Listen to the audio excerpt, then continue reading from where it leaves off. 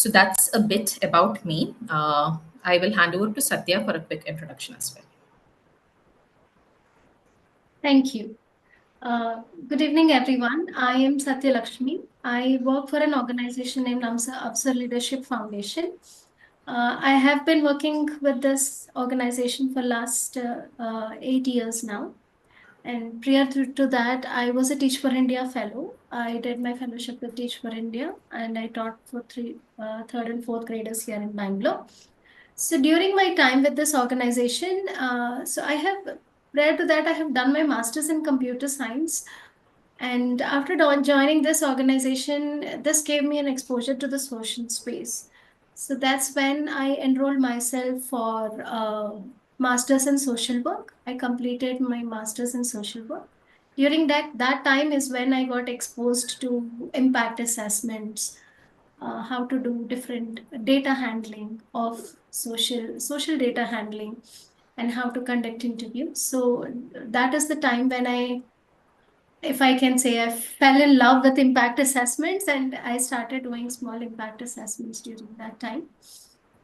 And later on, when our organization registered for social stock exchanges, when I came to know about social auditors, and luckily I am eligible because I have masters in social work and working in this space for 8 to 10 years now. So that's when I applied for social auditor exam, and I cleared my social auditor exam. I'm social auditor now, and I am associated with ICMAI like every one of you who joined here today. That's brief about me. Thanks, Pooja. Thanks, Satya. So let's get straight into the session. So this is how the agenda has been decided. Like, first we'll just have a quick understanding of what is social value, what the social value movement is all about. Quick intro into the Social Value India Foundation, which has also been recently registered. And then we will dive into the principles of social value, which will be handled by Satya. And if we still have time, we'll also delve a bit into certain related concepts like ESG, SDG, and SRY. So for this session, I would also request, let's keep this quite interactive. Feel free to raise your hands if you have any queries. And since, I'm not able to see all of you, it's like full screen for me. So Satya, or if anyone else would just let me know if there are any queries. I'd be happy to answer any of your queries in between. So let's begin. So just a quick question. I'm sure, most of you, are social impact practitioners. Can anyone tell me what is your understanding of social value?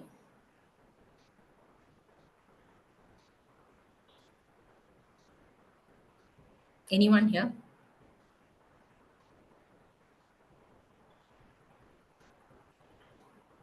Have you come across this term before? Yes.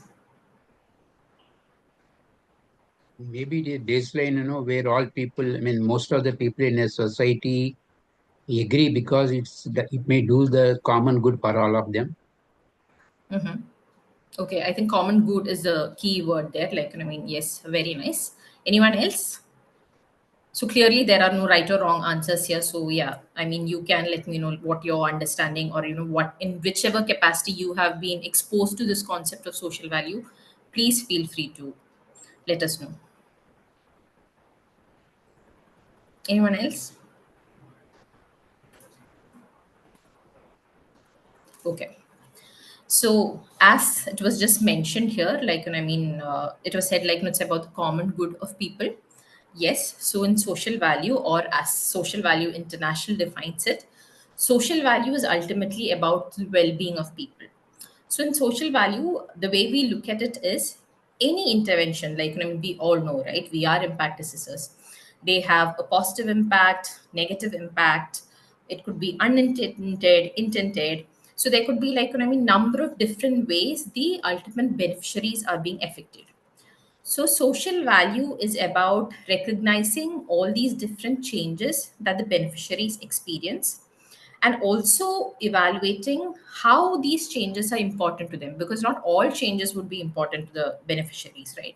So it's about understanding which are those important changes, and then accounting for the value of it. So that is how, like, I mean, Social Value International understands and defines social value. So to evaluate the social impact or accounting for impact, Social Value International has also come up with a set of 8 principles, which is going to be discussed in detail today. So these set of principles of social value basically acts as a framework. It's basically a guide to let practitioners and organizations know how they could account for their social value. So again, with social value, the one important thing is, I think, how it is distinguished is because it can be monetized. We can come up with an integer with respect to the impact that has been created because of an intervention. Now let's quickly see about the global movement that is social value. So as I said, the organization which is Social Value International, it is a UK registered not for profit. It's been around, like, I mean, since early 2000s, and it's working for advancing the cause of accounting for impact. So the vision of this organization is to move resources, like, I mean, could be people, it could be financial resources, to those aspects which would actually create more social value. And social value could be in terms of, like, I mean, increased equality, well-being, or reduced environmental degradation. So again, we'll see about this. Our mission, like, I mean, the way Social Value International defines it is to change the way society accounts for value through principles, practice, people, and power. So these Pooja, four uh, P's. Pooja, I'm sorry to disturb, but the slides are not moving. We see the Was presentation. it? Yes. So presentation screen is not presented. We see the PPT. Can you see the vision of a global movement now? Now, yes. You can, right? So it's not full screen. It's PPT. It's not full Oh, screen. for me, it is full screen here. No, it is in the edit mode. I think it's not in the Yeah. show. It is not in the show mode. Got it, got it. Let me just try changing. To change the screen. Yeah, Yeah. I will like.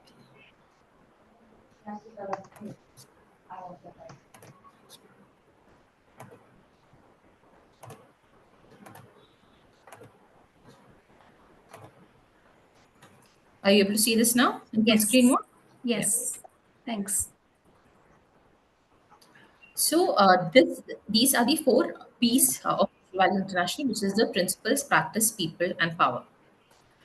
So first, we'll quickly see about the principles. As I said, Satya would be, like, I mean, detailing about the principles further. So in Social Value International, like, I mean, we have 8 principles that is defined. So it basically says, like, I mean, every organization, every practitioner that is wanting to do a social accounting should basically ensure, like, I mean, these principles are being considered during their impact evaluation exercise. Now, people. As we said, like, I mean, SVI is a network organization. So basically, that means, like, I mean, we have the parent organization, which I said is the UK based body. But we also have these country wise organizations or chapters in some ways. But these organizations work quite independently as well. And to these network organizations, there are also, like, I mean, number of individual practitioners that are associated with them. So currently, like, I mean, there are about, like, I mean, 26 network organizations, one of the latest being India. So Social Value India, which is registered as a Section 8 company, it got registered, like, I mean, just in May last year. Uh, so we are just starting out on our journey of social value here in India. Otherwise, globally, like, I mean, we are spread over 60 countries, and we have about, like, 3,000 practitioners associated with us. So third, as I said, like, I mean, it is the practice.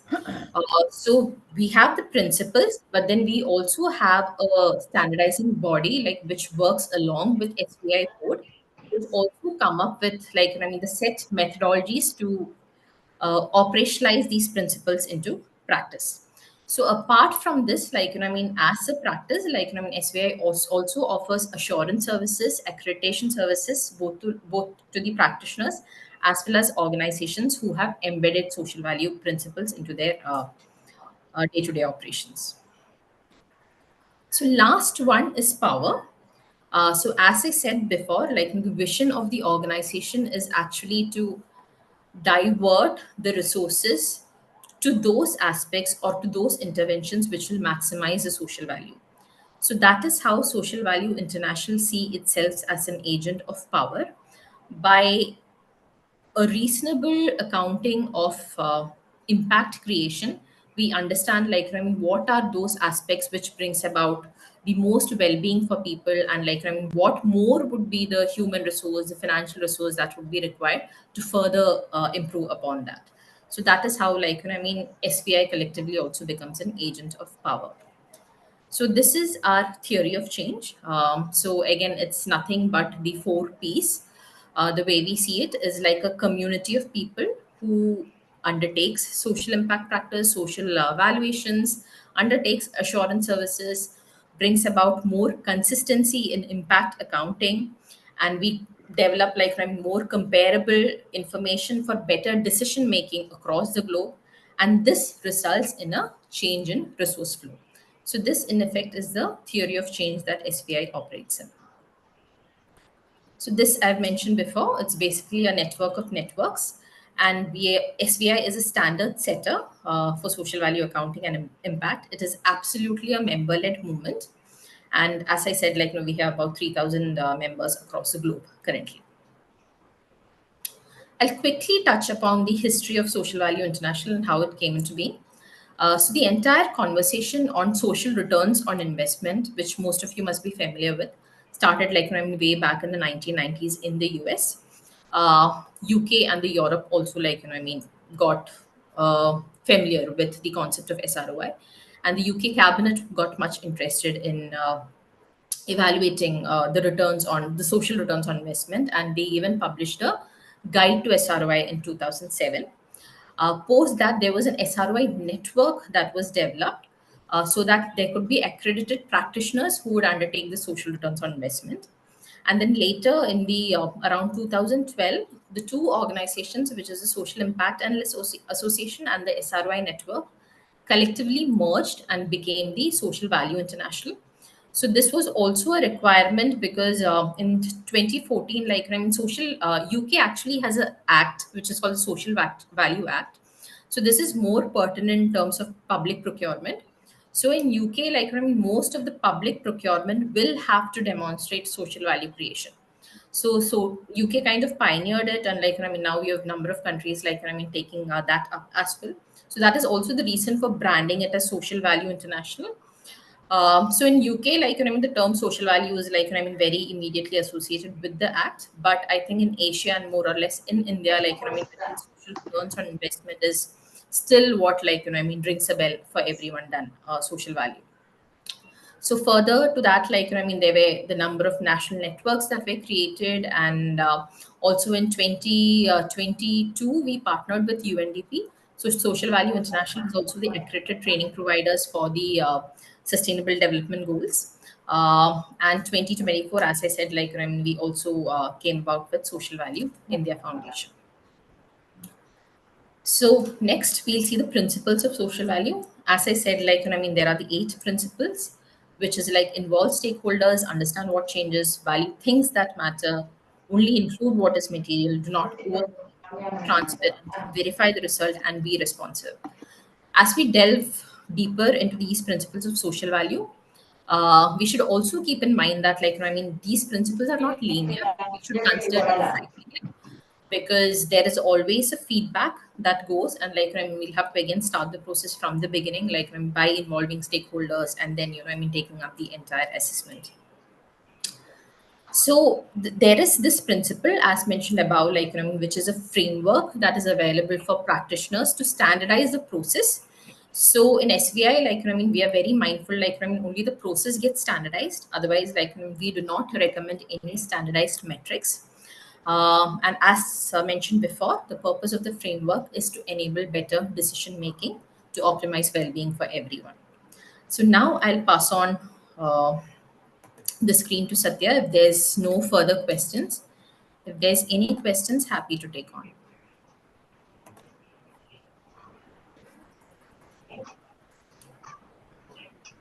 Thanks, Pooja. Do any of you have any questions related to what SVI is and anything that is related to SVI International or SVI India? We can help you with, or if not, we can go ahead with the presentation. Please share the websites for both. Yes, we will share that. We will definitely share that at the end. We will share our email IDs also so that you can associate with us. Pooja, can you share a website link in the chat? Yeah, just doing that, sharing it.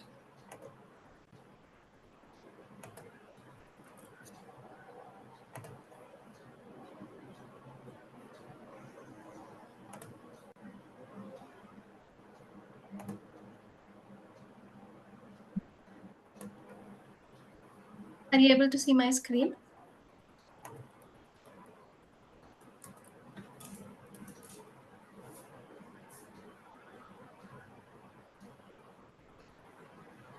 Are you all able to see my screen? The slide that says social value for social auditors? Yes. Yes. Yeah, thank you. Yes, so yeah, that is what you have heard till now is about what Social Value International is, what our social value principles are. So my job here is to connect that with the social auditors. You all must be wondering why we are here in the presentation today, learning about social value international or social value India. So that is because while Pooja is presenting, you must have noticed what uh, different social value principles are. And we, as social auditors, we also have 7 principles. Can any of you name some principles for me, please?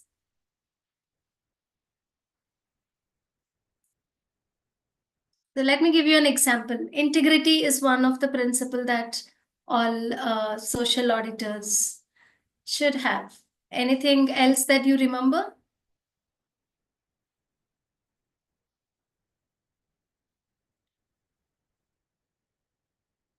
Fine, no problem. We will go through one by one. Okay. So like Social Value International or Social Value India have 8 principles. We as social auditors have 7 principles which are almost similar. Okay, the wording, the names might be different, the way they look at it is different, but all are similar. Okay, so the more focus when it comes to social value standards or social value international standards, the focus is more on the stakeholder or the beneficiary perspective. Okay, but the principles that we have as social auditors is how do we present the audit report. So it should have findings that are true, fair presentation should be there. We should have due professional care when we take up a project. So am I eligible to take this project or not? The confidentiality, the independence, you should not get under any pressure while you're representing the audit report. All these are the values that a social auditor should have. Okay, only the perspective, the way we look at it changes, but the principles are similar. So today, what I'm going to do is I'm going to relate those social value international principles to the social audit principles that we have.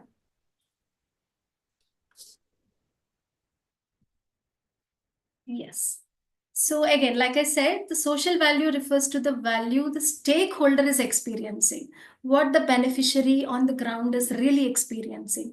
So if it is a healthcare project, how the patient that is getting the treatment, what is their real experience. So that is what is focused when you're talking about the social value. So similarly, when you do an impact assessment, that is what we understand, right? We go to the beneficiaries, we talk to the beneficiaries, understand how that treatment is going on to that patient. So that is what we do. So that is what social value is all about. And the purpose of having this framework is to make the decision making capability easy. Okay, it increases our accountability and the decision making will be easier. Okay, so that is when you're taking up a project, so you have to think about it. That's what we have learned in social audit also, right? So if am I really eligible, do I really know about this? It's not just because someone is coming and asking me I'm taking a project. Do I really know what environment means? So can I really take up this project? Am I capable or not? So that decision making will be easier when you follow social value principles. And again, when you conduct all the interviews, few times we feel connected to few answers. They may not be really true. They may be acting. So we have other data that we need to understand, read, and then correlate that with what we are hearing during the interview. It can be an interview with a trustee of the organization or an interview with the beneficiary. Yes. So if you're taking a project and they say, okay, these 10 people are the ones who you need to interview, and they may give them practice to say few things also. But that is not correct way of studying an impact assessment. So that is when we try to understand the reality and then take a decision. So that decision making will be easier when you go with social value principles or the social auditor principles that we have. And yes, the first principle is involving stakeholder. Okay. So any impact assessment, any social someone's mic is on. Can you please put it on mute? Not talking. Yes, thank you. Thanks. First is involving stakeholders is very important when you take impact assessment. When we say stakeholder, it can be a beneficiary of the project or indirect beneficiary of the project or the trustees or ground staff who are involved in the project. Everyone becomes a stakeholder. If you're not involving all stakeholders and just talking to the and the team and then create an impact assessment report, that is not the impact that is being created on the ground. So that is something that we need to keep in mind. And very important thing is involving all stakeholders. We have to engage the stakeholders. At the same time, these data that we are collecting from them should be having some measurable value.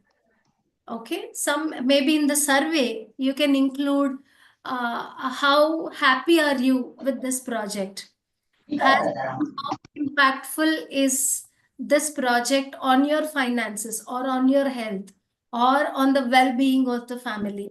So some measurable values should be there.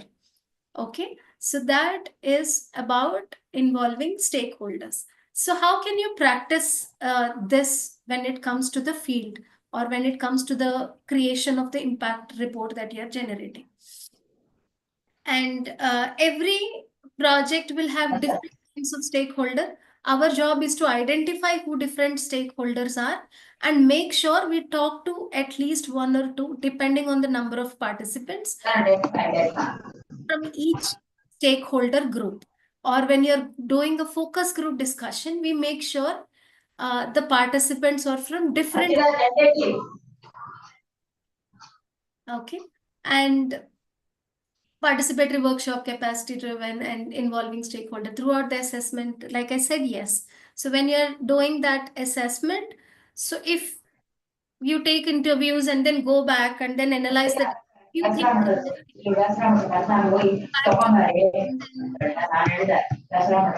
someone's phone is on. Can you please mute? Yeah, he's just muted it now. Thanks.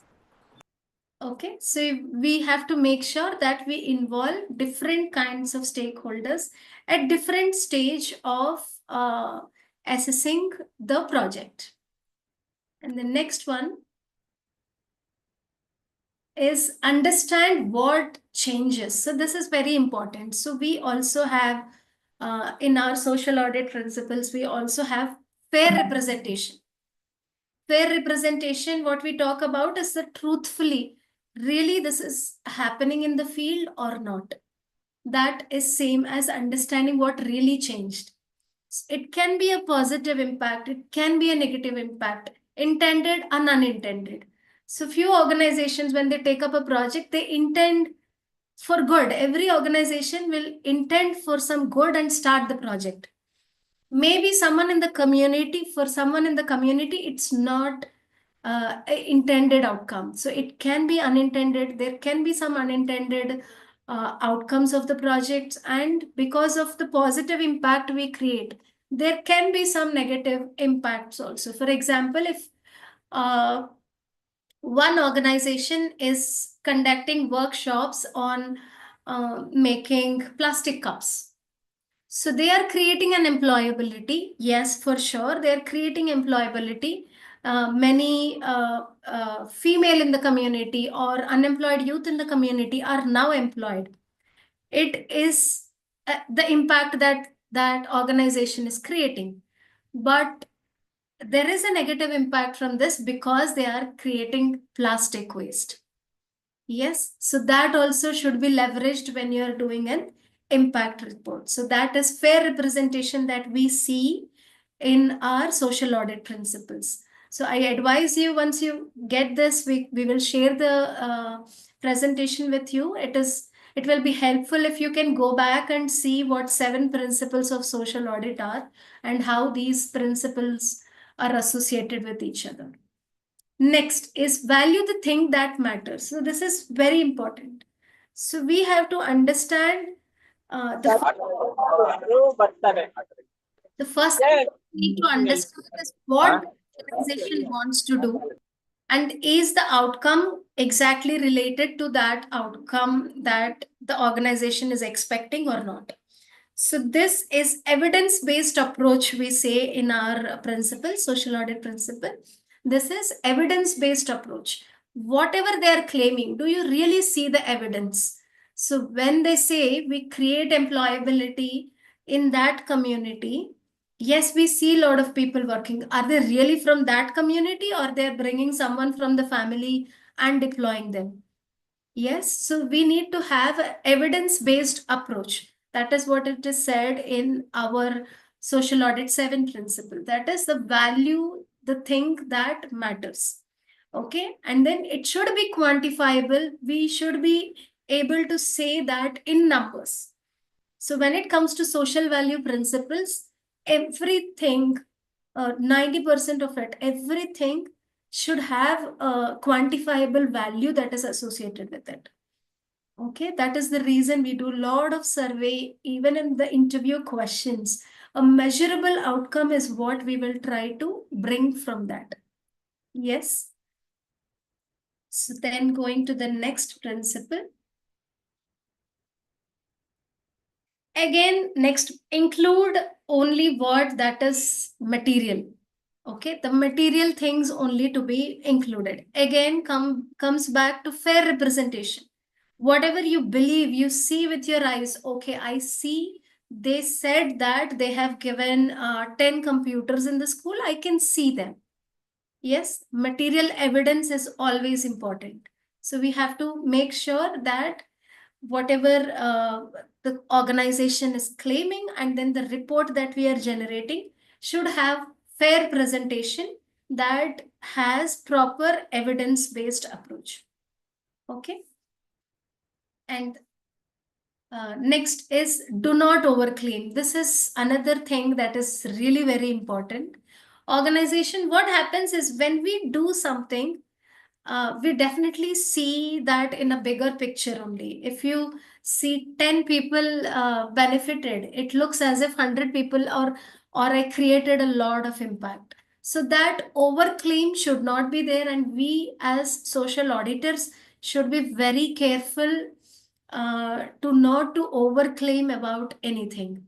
Again, coming back to our principle of evidence-based approach, we need to have evidence-based approach. Do you really have, when I'm claiming I have impacted 100 people, do I really have evidence that I created impact for that 100 people?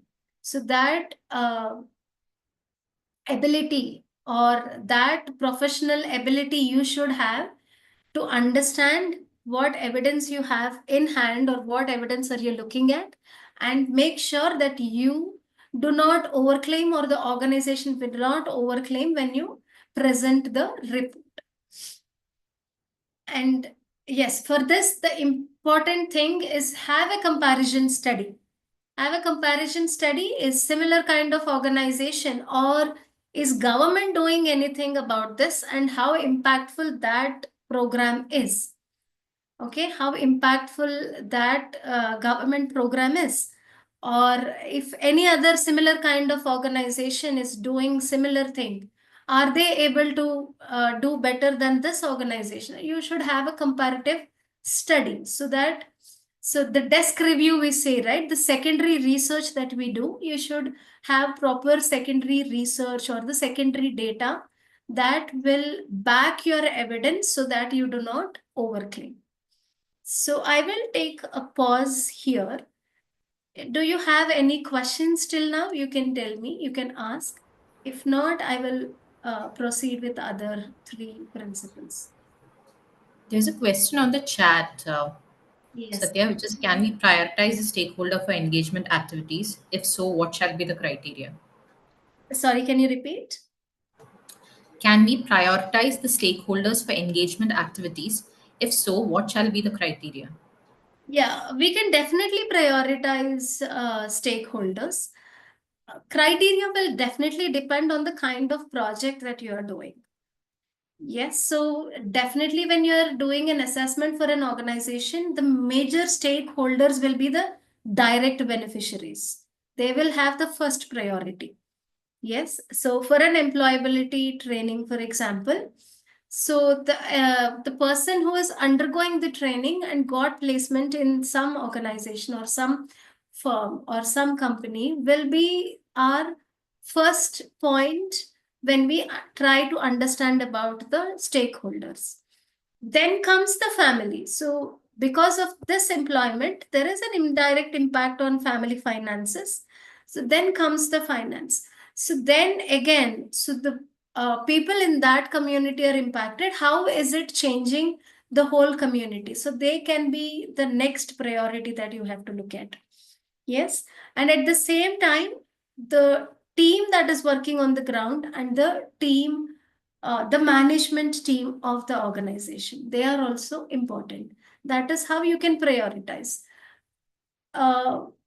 Few projects like afforestation, for example. Yes. So you grow large forest in acres of land. So there, the person who is doing it, like the person or the organization who is doing it, will become the priority first. Because of that whole forest, maybe somewhere in one community floods are stopped, and one community there is an advantage of cultivation throughout the year.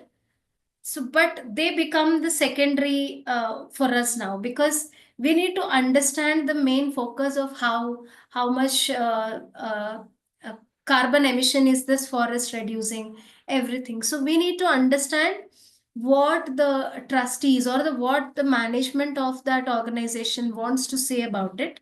That's when we go back and see if it is verifiable or not. Okay, so they can say that this is stopping floods in 10 tribal villages that are associated with the forest.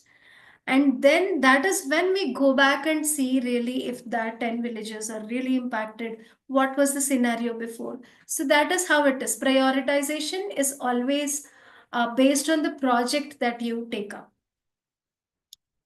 Hope I answered your question. Any other questions?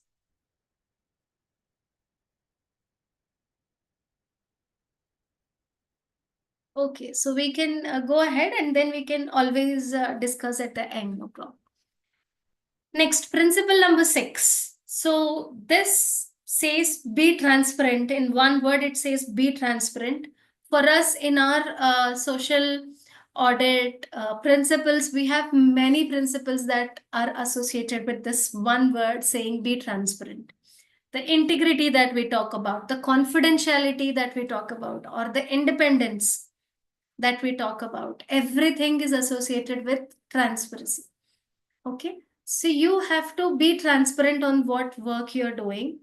And at the same time, don't think that I know this organization very well.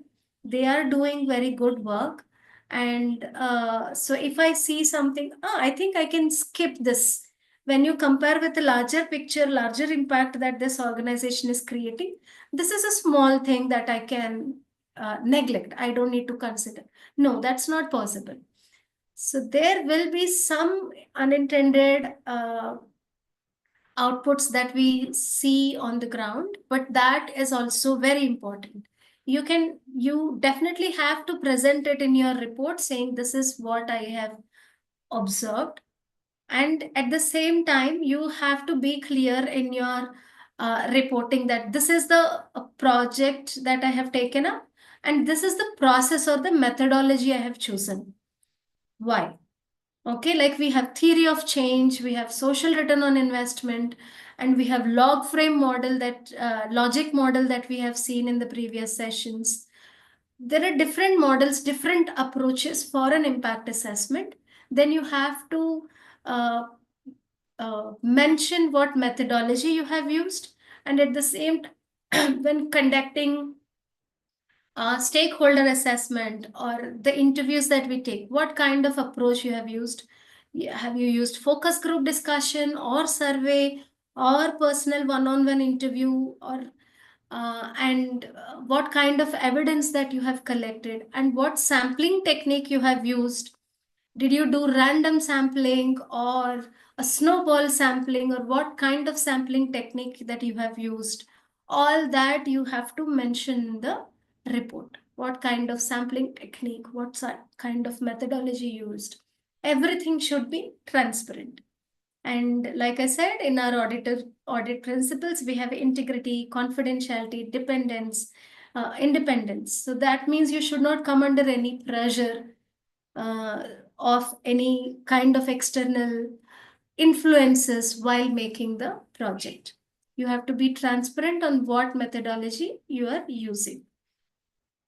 And every stage, so once you prepare your report, when you're ready with it, make sure you share it with the stakeholders. And for us, we have different approaches. So we need to do an impact assessment report when the organization asks us to do, or when the donor asks us to do an assessment of the organization.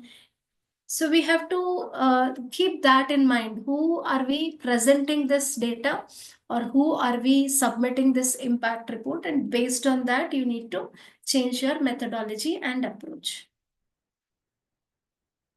And next we have verify the results. So this is what we have in evidence-based approach, or we have a risk based approach, where we definitely show, like in the previous principle where transparency, we can always show what are the potential risk that organization is facing.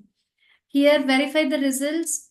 So you should definitely verify the results that you are gathering after you do your research, and then you finish your interviews, and then you collate all the data, and then before presenting that, you need to make sure that the results are verified, and like the evidence-based approach, and again independence. So you should not get under any influence while doing this results, and you have to make sure that data is accurate. There are no errors when you are presenting it. And it is always advised for a third party verification of credibility. You can reach out to a third party who can always verify the data. And at the end, last, we have be responsive. And this is very important.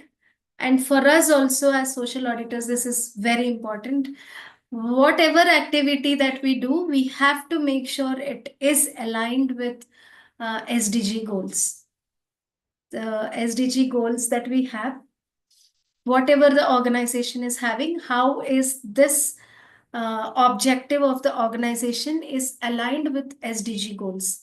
So that is being responsive means, and every strategy or activity that you're doing, or the questions that you're asking, or the focus group discussion that you're participating, everything we have to make sure they're aligned to the major objective for the whole world as a whole, not just for a small organization or for that community. Is it really making any impact on the worldwide accepted SDG goals as well? So that is about all 8 principles and how all these 8 principles are related to the 7 principles that we have as social auditors. So you have any questions now? I can stop sharing. So I have one more thing. Yeah, so I think we've done this. And yeah, these are the contacts that we have of Social Value India Foundation. Pooja is our managing director at Social Value India Foundation. You can either reach out to her directly or you can reach out to me at my email ID that is mentioned on the screen. We will be happy to walk you through what Social Value India Foundation is and how we are looking at creating impact at a broader way. And we provide sessions on social return on investment, so you can understand how you can become a social return on investment SROI practitioner, as we say. So how to make sure that your social audit report that is accepted India wide can be internationally accepted at the same time. So yeah, so that is about the principles and Social Value India Foundation. So now if you have any questions, you can please ask.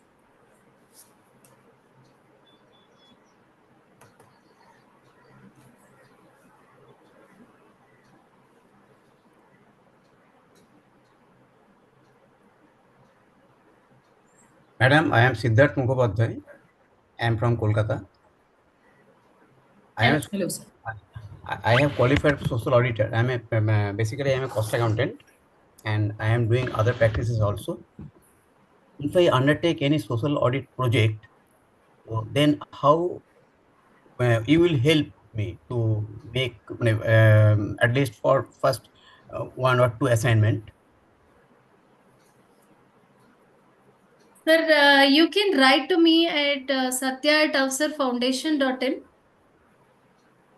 Yes.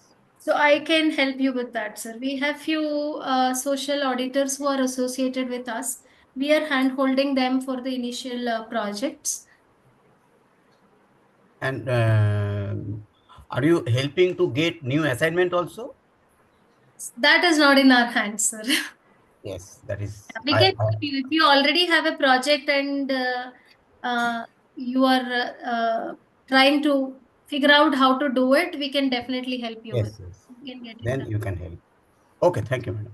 I can leave my contact number also here in the Yes. group, so you can reach out to me on WhatsApp as well. Please.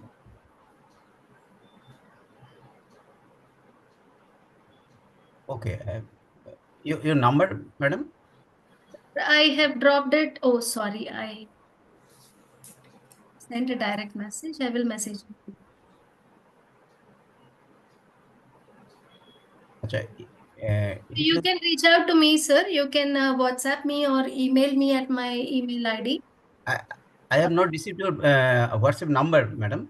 Sir, it is in the chat. Acha, it is in the chat. Yes, yes, I've seen it. Chat, yes.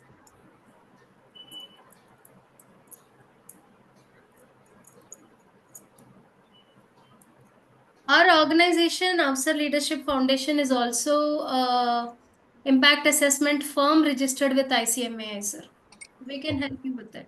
Not a problem. So you can reach out to me.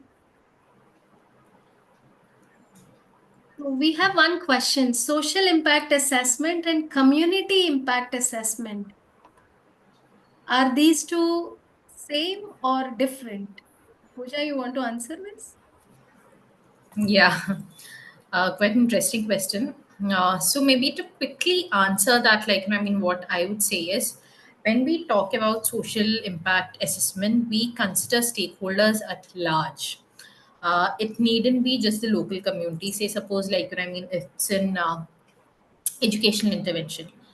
So who are the stakeholders? Like, I mean, you will have the students who are like the direct stakeholders. Then you will have the parents. You have the teachers community. Like, I mean, teachers in terms of they being upskilled, they getting a means of livelihood.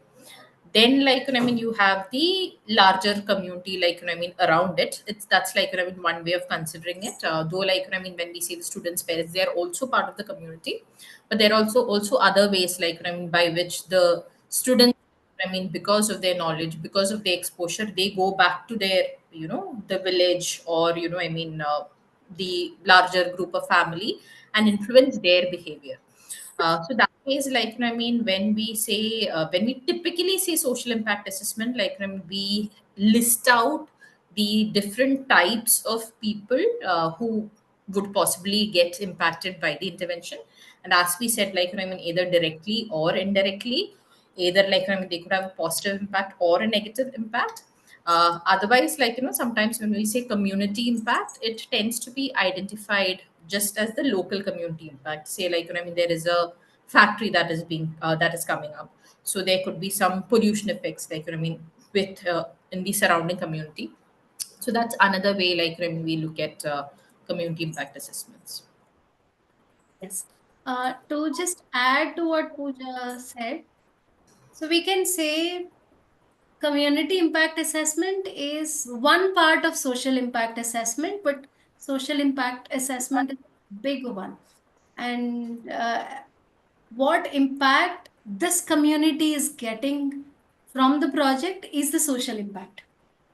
So it is like that. So social impact is a broader one, and the community impact is restricted to that community.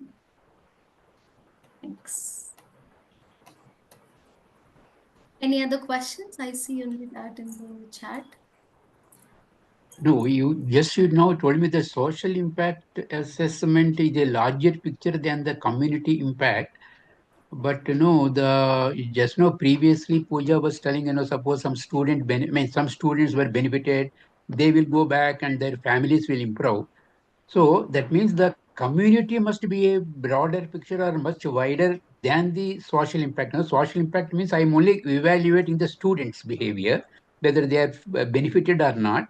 Whereas the impact of the entire families getting improved is a big picture, eh, na? So So, when you sir, it's yeah.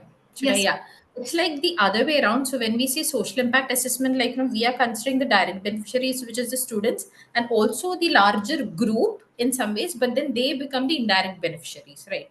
So, I understand, like, where your question comes from. So that is where Satya said, like, I mean, so the community impact is still a part of the broader social impact. So that ways, the community just becomes one of the stakeholders that's impacted by the intervention.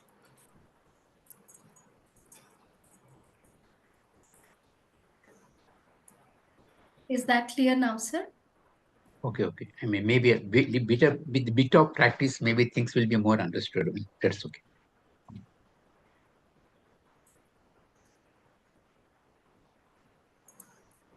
Any other question? If no other questions, Satish, can I just take them to the SDG slide that I have? Yes, yes, yes, please. I will not take a long time of yours, but I think it will be another interesting perspective uh, to take away in this discussion.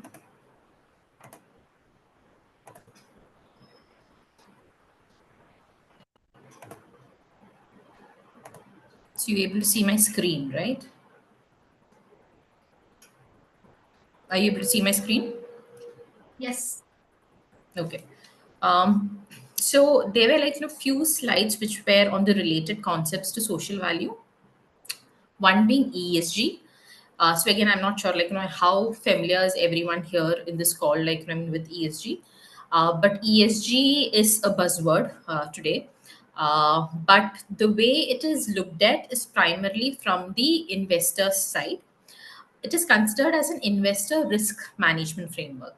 So basically, like, I mean, given the current global macroeconomic scenario, investors have recognized that, like, I mean, you have a lot of macroeconomic trends. Like, I mean, there is an increased urbanization, there is climate change, there is still, like, I mean, there was a case, like, I mean, a pandemic that occurred, like, I mean, which kind of disrupted businesses.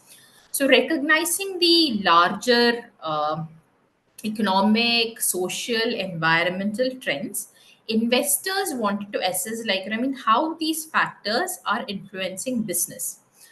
So it is from that perspective that ESG came into being. So again, like, I mean, prior to ESG, like, I mean, you had these environmental movements, you had the corporate social responsibility coming up in a big way, you had the labor movements, like, which was more about the labor rights, like, I mean, ensuring that the labor welfare is being provided.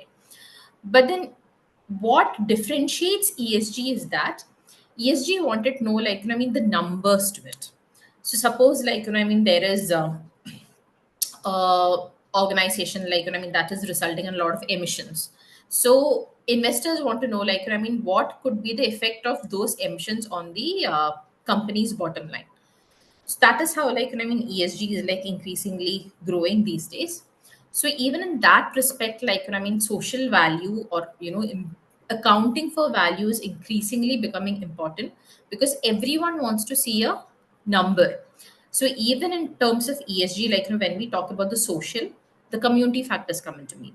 So investors would like to know, like, I mean, what is, suppose, like, I mean, there is an intervention, like, which is resulting in large scale pollution, health issues for people. So the company will have to shell out money, like, to manage that larger community issue. So that would be something, like, I mean, that would hit the reputation of the company. It could affect the shareholder value.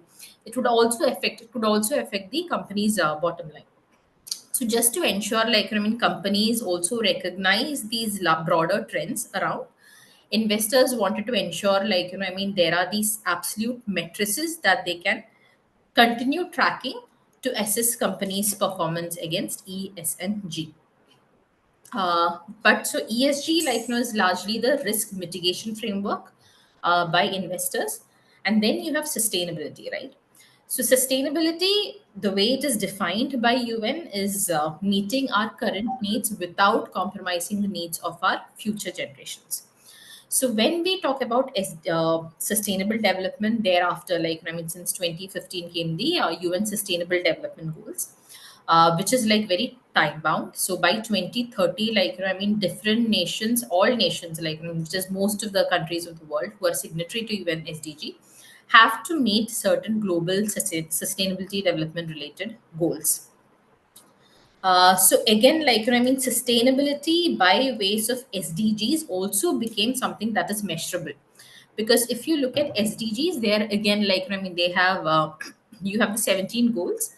Below the 17 goals, like, I mean, you also have number of specific targets which the nations, the corporates, the wider investor community, everyone has to report against their performance. So that way, is like, I mean, there is a larger trend in which impact is being, I mean, there is a requirement for the valuation of impact. So subsequent to that, UNDP also launched the SDG Impact Standards Framework. So SDG Impact Standards Framework basically say, like, I mean, how organizations can embed the SDG standards, the Sustainable Development Goal standards, like, I mean, into their day-to-day operations. And for this, they have these four pillars, which is strategy, management approach, transparency, and governance. So again, if you look at it, like, I mean, for each of these, like, I mean, right now, there are various global standards and, matrices that is flying around. But the principles of social value becomes that broader. Like, I mean, if any organization is aligned to these principles of social value, they're also responding adequately to the SDG impact standards as well. Yeah, so this is, like, I mean, quickly, like, I mean, how we can place the different social value principles across the four pillars of SDG. So when we talk about strategy, you have these three principles of, like, you have to involve stakeholders, you need to understand what changes, and you also have to be responsive to the beneficiaries in the long run. Then under the pillar of management approach, you have value the things that matter and account for what is material. For transparency, you have 6 and 7, which is be transparent about the outcomes, even if there is a negative consequence to your action, acknowledge it and work around it. And of course, do not overclaim. And lastly, governance, which includes the verification of the result. So that is how the social value principles are also responding to the globally accepted UN SDG standards as well. So just wanted to mention this while on the call. And quickly on social returns on investment as well. We didn't speak much about social returns on investment, but it's basically when you apply the principles of social value and you apply the approximate proxies uh, to the impact outcomes, you can actually come up with a monetary value to these impacts.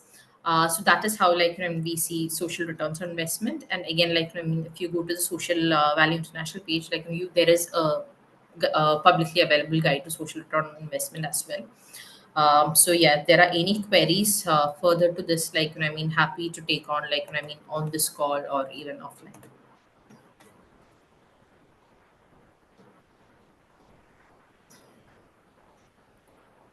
I just want to add to what Pooja said about social return on investment. So that is when you are doing an impact assessment of any organization or an NGO or a CSR project for a company. So the social return on investment gives you a monetary value, like every 100 rupees the organization is spending on beneficiary, what is the return that is coming from that? Okay, so that means this 100 rupees has impacted the beneficiary and it is giving 200 rupees of return to that person, maybe because of the employability. Earlier, for an employability project, earlier, uh, the beneficiary was employed in some organization where he is getting 10,000 rupees salary. After the intervention, he started getting 20,000 rupees salary. So it will be like that. So then it can be a measured value. Okay, for every rupee that organization has invested on the employee, so they are getting 100 rupees benefit or a 50 rupees or maybe 0.5 rupees. Some places it can be less also. So that monetary value measurement will be easy when you follow social return on investment. The quantifiable data or quantitative and qualitative data approaches that we see, SROI is more about the quantitative approach. So you can see everything in numbers that everyone can easily understand. So that is about social return on investment and how you can use it in your impact assessments. Do anyone have any questions?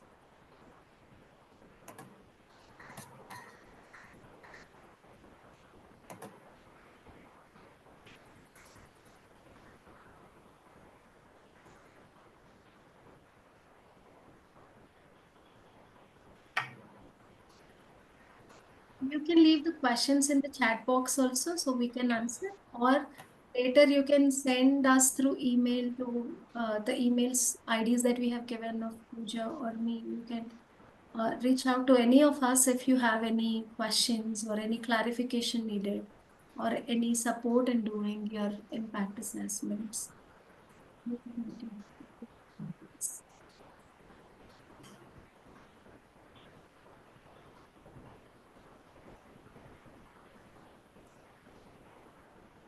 So participants, if you are having any query or questions, so you may just ask.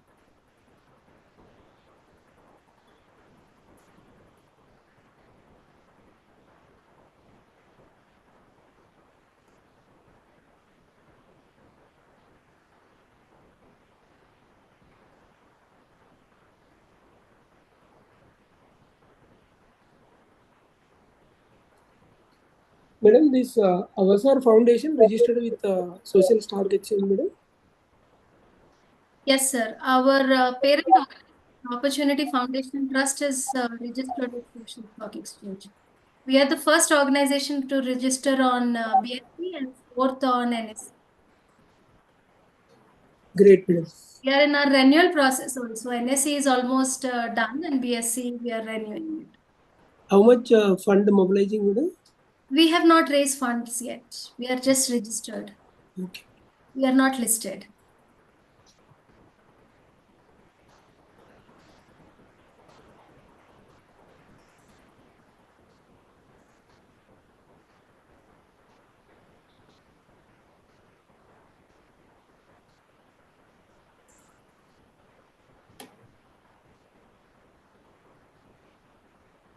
Any other questions? We will be happy to respond.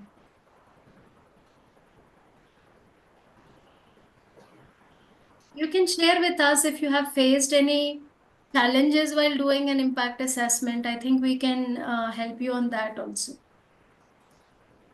So I think someone mentioned, right, how to understand direct beneficiary, indirect beneficiary that we discussed. Like that, while doing any impact assessments, if you have faced any challenges or some part that you find is very tricky, you can share with us now. We can discuss and see if we can come up with a solution to that. Or you could even mention any takeaways from the session, like, which you would consider, like, while you undertake your next assignment.